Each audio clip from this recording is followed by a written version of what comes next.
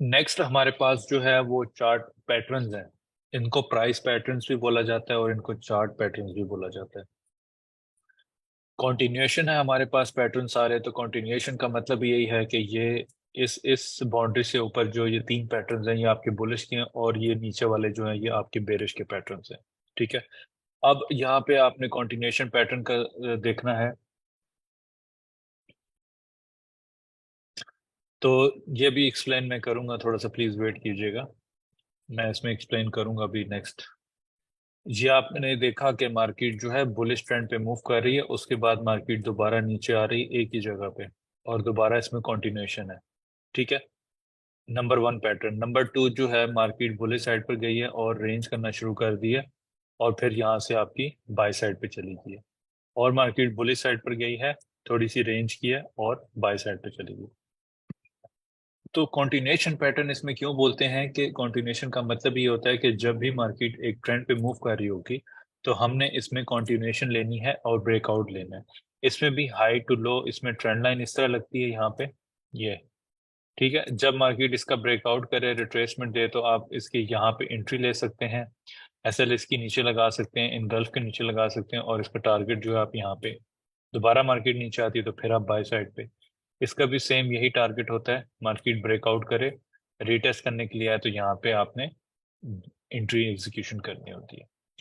और बुलिश पिनिट इसको बोला जाता है। ये बहुत कम बनता है, ये जो पैटर्न होता है ना बहुत कम बनता है। यस, अगर आप स्मॉलर टाइम फ्रेम पर देखेंगे 5 मिनट 1 मिनट पे, तो फिर ये पैटर्न आपके बहुत बन रहे होते हैं। ठीक है। अब राइजिंग वेज, ये कॉन्टिन्यूएशन पैटर्न का आपको बता रहा हूँ, नॉट रिवर्सल। तो कॉन्टिन्यूएशन में राइजिंग वेज जो है वो आपका इस तरीके से मार्केट जो है वो बना रही होगी। ठीक है। ये आपका राइजिंग वेज बन गया। ठीक है। जब मार्केट ने क्या इसका ब्रेकआउट करेगा तो हम लोगों ने सेल साइड पे इसको प्ले करना है। सेम मार्केट डाउन साइड पे आ रही है, रेक्टेंगल बना रही है, इसका ब्रेकआउट हुआ तो यहाँ से भी हमारी सेलिंग होनी चाहिए। और बेरिश इसमें जो पिनट होगा वो किस तरीके से होगा, मार्केट इस तरीके से मूव करेगी एंड डाउन साइड पे आपकी प्राइसेस चली जाएंगी। तो ये जितने भी प्राइस पैटर्न्स है ना, ये इस तरीके से जो मैं आपको ड्रॉ करके बता रहा हूँ, इसकी आप लोगों ने करनी है बैक टेस्टिंग। लाइन चार्ट पे जिस तरह मैंने अभी ड्रॉ किया, तो लाइन चार्ट पे एग्जैक्टली आपको इसी तरीके से इन पैटर्न्स की फॉर्मेशंस नजर आ रही होती हैं और ब्रेकआउट्स नजर आ रहे होते हैं। ठीक है। अब रिवर्सल पैटर्न्स में कौन कौन से फेमस पैटर्न्स हैं? पैटर्न तो बहुत सारे होते हैं, लेकिन जो मार्केट में ज्यादा प्ले हो रहे होते हैं वो आपका डबल टॉप हो रहा होता है। सिंपल मार्केट ने इस तरह, जिसको डबल टॉप को हम लोग क्या बोलते हैं, इसमें याद रखने के लिए आप लोग इस तरीके से वी पैटर्न भी बोलते हैं, इसको डबल टॉप बोलते हैं। हेड एंड शोल्डर जो है वो आपका इस तरीके से बना होता है मार्केट में, ये आपका हेड एंड शोल्डर हो गया। आपके हेड एंड शोल्डर जो है वो इस तरीके से भी बने होते हैं। ठीक है। डिफरेंट इसकी इकसाम है, डिफरेंट इसकी पिक्चर्स हैं। डबल बॉटम जो है इसको यहाँ पे ये वी डब्ल्यू पैटर्न भी बोलते हैं इस तरीके से सारे, जिसको मतलब जो जो रिवर्सल पैटर्न्स होते हैं ना उनको ये सारे इस तरीके से पढ़े होते हैं। हेड एंड शोल्डर पैटर्न या फॉलिंग वेज और राइजिंग वेज। अब राइजिंग वेज जो होगा वो मार्केट एक बुलिश ट्रेंड में जाते हुए वहां पे रेंज करना शुरू कर देगी, और प्राइस जो है जैसे ही इस चैनल पे ब्रेकआउट करेगी, रिट्रेसमेंट लेगी, लो बनाएगी, रिटेस्ट पे, फिर मार्केट सेल साइड पे जाएगी। ये सारे आपके। अब 1 मिनट पे आप ये प्ले करेंगे तो आपको शायद 25-30 पिप्स का इसमें प्रॉफिट भी मिल जाए 10 पिप्स के एसएल के साथ। 5 मिनट पे आपको हो सकता है 50 पिप का मिल जाए। 15 मिनट्स पे आपको हो सकता है 50 प्लस का टारगेट मिल जाए। फिर सो ऑन करते करते जब आप 1 आवर पे 4 आवर पे डेली पे जाएंगे तो उनके टारगेट्स 500 1000 पिप्स इस तरीके से आपके टारगेट्स निकलते हैं। लेकिन पैटर्न जो है ना वो आपको मार्केट पे देखने पड़ेंगे, उनकी पहचान करना पड़ेगी कि ये किस तरीके से हेड एंड शोल्डर बन रहा है और किस तरीके से इसमें हम लोगों ने एग्जीक्यूशन करनी है। अब ये बड़ा आ गया राइजिंग वेज।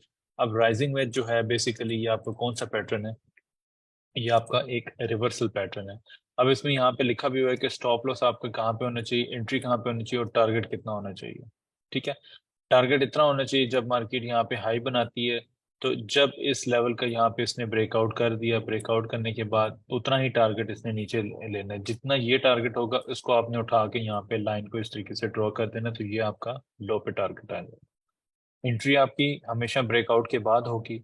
जैसी मार्केट ने ब्रेकआउट किया यहाँ पे उसने रेंज की, रेक्टेंगल। ठीक है। सेम सेम मेथड है, इस रेंज का उसने ब्रेकआउट किया, एंट्री आप ब्रेकआउट के बाद ये जो इनगल्फ कैंडल से मैंने आपको बताया कि चाहे ट्रेंड लाइन होगा या आपका स्ट्रक्चर एरिया होगा, ब्रेकआउट हमेशा आपकी इनगल्फ से होगा। आप इसके टेस्ट पे और इसके दरमियान पे आप लाइन इस तरह जोन मार्क करते हैं, इसके टेस्ट पे आप यहाँ से सेलिंग एंट्री ले सकते हैं।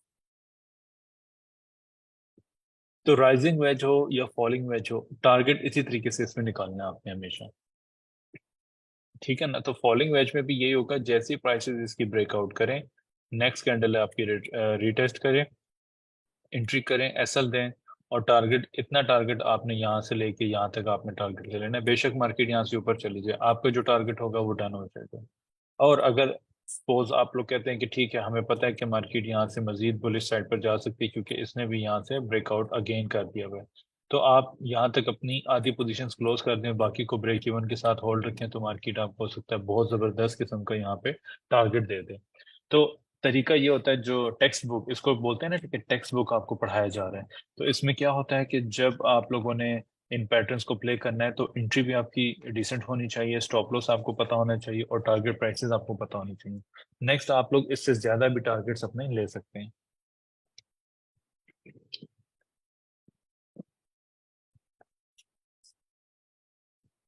अब ये आपका जो है हेड एंड शोल्डर पैटर्न, जो आपके रिवर्सल पैटर्न्स में होते हैं। अब रिवर्सल पैटर्न जो है ना, मोस्टली मोस्टली जितने भी यहाँ पे ट्रेडर्स होते हैं वो हेड एंड शोल्डर को प्ले करने की कोशिश कर रहे होते हैं।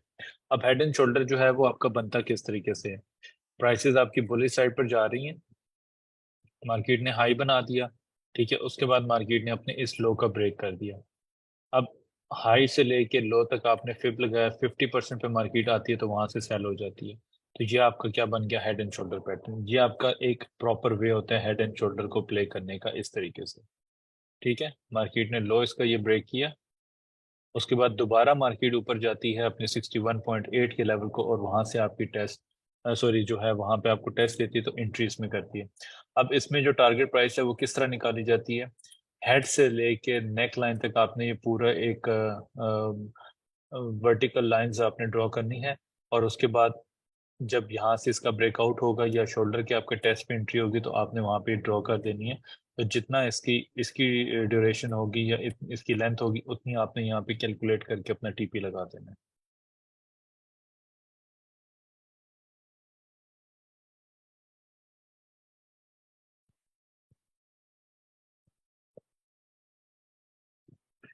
सबसे ज्यादा मार्केट में पैटर्न, ये जो मैंने आपको भी तीन चार पैटर्न्स पढ़ा रहा हूँ, यही मोस्ट इंपॉर्टेंट पैटर्न्स हैं जिनको मैं खुद भी फॉलो कर रहा होता हूँ। ठीक है ना, इसमें double top, double bottom, head and shoulder pattern, ये आपके मोस्ट इंपॉर्टेंट पैटर्न्स हैं। ये मार्केट में हर टाइम प्ले हो रहे होंगे।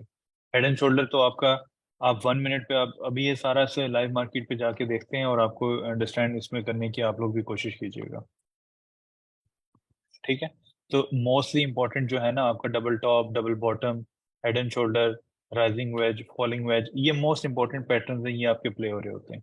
ठीक है, हमेशा यही लेवल्स आपके इस तरीके से प्ले हो रहे होते हैं। तो इसमें प्रॉपर जो है हेड एंड शोल्डर को प्ले करने का तरीका मैं दोबारा से ड्रॉ कर देता हूँ, कि इस तरीके से market higher high, higher low, higher high और हायर लो इस तरीके से ब्रेक कर दे, अपने इस लो का ब्रेक कर दे, हाई से लेके लो पे आप यहाँ पे फिब लगाएं, 50%, 61.8 से आप एंट्री करें, नेक लाइन का ब्रेकआउट हो जाए, रीटेस्ट पे आप दूसरी एंट्री कर सकते हैं, और इस तरीके से आपकी पोजीशन जो है वो चल सकती हैं। और हेड एंड शोल्डर का सबसे अच्छा तरीका ये होता है कि यहाँ से आपने ट्रेंड लाइन भी मार्क कर देनी है, अब ट्रेंड लाइन का भी ब्रेकआउट। तो ये सारी चीजें आपने इनको फॉलो करना है। आपने फॉर एग्जांपल यहाँ पे ट्रेंड लाइन मार्क कर दी है, आप कहते हैं कि यहाँ पे मैं इस तरह चैनल एक बना रहा हूँ, ट्रेंड लाइन मेरी इस तरह चैनल बना हुआ है। अब चैनल ने क्या किया, इसका लो का ब्रेकआउट कर दिया, यहाँ पे आपको गोल दायरा भी मैंने बनाया हुआ है, और रीटेस्ट मिल रहा है। रीटेस्ट पे आपने क्या चीज देखी, कि अपनी इस लोअर हाई को उसने रीटेस्ट किया, रीटेस्ट करने के बाद मार्केट वहां से दोबारा डाउन साइड पे नीचे आ गई। ठीक है, अच्छा, उसके बाद